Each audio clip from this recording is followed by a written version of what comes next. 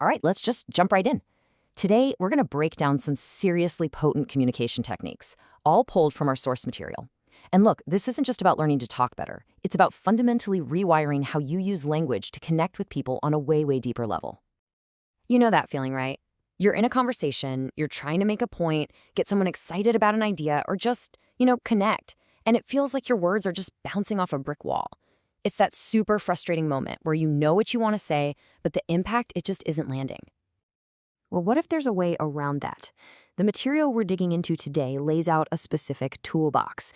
4 linguistic tools, they call them, and they're designed to do one thing: to neatly sidestep a person's logical, analytical brain and talk directly to their subconscious. The part that runs on passion, imagination, and gut feelings. Okay, so let's get into our first tool. The source pretty much calls this your secret weapon. These are specific words that act like little keys, designed to unlock a person's imagination and go straight for the emotional core. So what the heck are transwords anyway? Well, think of them as words that the logical part of your brain kind of stumbles over. It doesn't know how to process them analytically, so it has to pass the job over to the subconscious. And that's what lights up a person's imagination and gets their emotions firing. I mean, just look at these examples. Imagine, suddenly, magically. They just sound wondrous, don't they? These aren't words you use to convey dry facts. No way. They're basically open invitations for the listener's mind to start painting its own pictures and feeling its own feelings. And that's where the real power is. The source argues that you can weave these words into a description of something totally mundane. I don't know, your accounting class, your commute, anything, and you suddenly make it sound mysterious and exciting. You're literally injecting a layer of intrigue into otherwise boring topics. So the whole strategy here is pretty simple when you think about it. You're deliberately shifting the conversation away from a dry, factual, who cares analysis and turning it into an emotional, imaginative experience. And like the source says, that's exactly how you start getting results. All right, let's move on to our next tool, and you'll see how it builds on this idea. So if transwords are all about adding that emotional flavor, then weasel phrases are about navigation. They let you smoothly steer the conversation exactly where you want it to go. Man, you can really see how they work in this comparison. Look at the left side. It's direct, sure, but it can also feel kind of abrupt, even confrontational. But the weasel version on the right, it softens the whole thing. It lets you bring up a topic without immediately putting the other person on the defensive. So the source points to 3 main jobs for these phrases. 1, you can use them to gently bring up a new topic.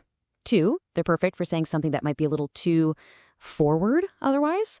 And 3, you can shift the whole direction of the conversation without it feeling awkward or jarring. They're like a conversational cushion. And here's the crazy part, right? It's a paradox. By softening your delivery, you actually give yourself permission to be more influential, maybe even more provocative. You're basically wrapping a bold idea in a package that's way easier for someone to open up and consider.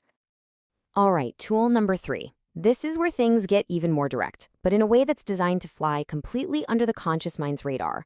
We're talking about planting seeds. The source material describes these as like little surgical strikes. An embedded command is a short, direct order, think "feel good now" or "trust me," that you hide inside a totally normal-sounding sentence.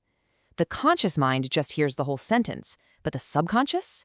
It picks up on that hidden command loud and clear. Here's a perfect example, the full sentence. As you're learning this, you can get excited about the results you're going to achieve, is just a simple statement. But the subconscious hears that highlighted bit, get excited about the results. It's a subtle, covert directive. Okay, now this is super, super important. The source is crystal clear on this. These commands are not magic spells. They do not work in a vacuum. First, the person's emotions have to already be in play. You can't just drop these into a boring chat. And second, repetition is everything. One command does nothing. You have to weave them in again and again and again for them to have any real effect. So the goal here isn't about getting someone to do one specific thing. It's about building momentum. It's about creating this subconscious desire in the other person to just follow your lead, to want to listen to you. Let's look at our final tool, and this one really takes things a step further. This isn't just about influencing someone in the moment. It's about making them associate all the good feelings they're having directly with you. So here's how it works. Let's say you're having a fantastic conversation and the other person is feeling really engaged, really excited.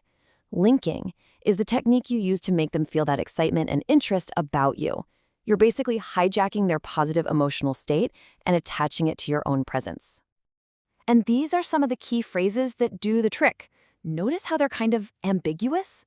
When you say something like, "And as you feel that excitement, now with me," the subconscious mind doesn't really know what to do with that, so it can interpret it as the feeling being connected to you.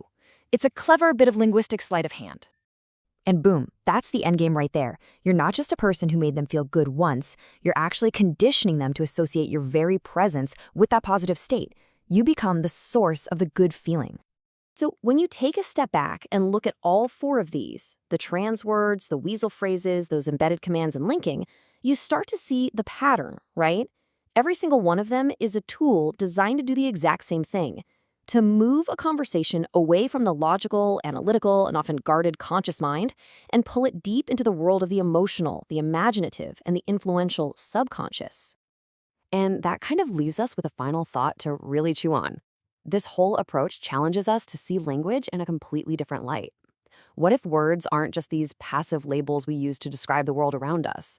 What if they're actually active tools we can use to shape our reality, to influence feelings, and to create the very connections we want? Definitely something to think about.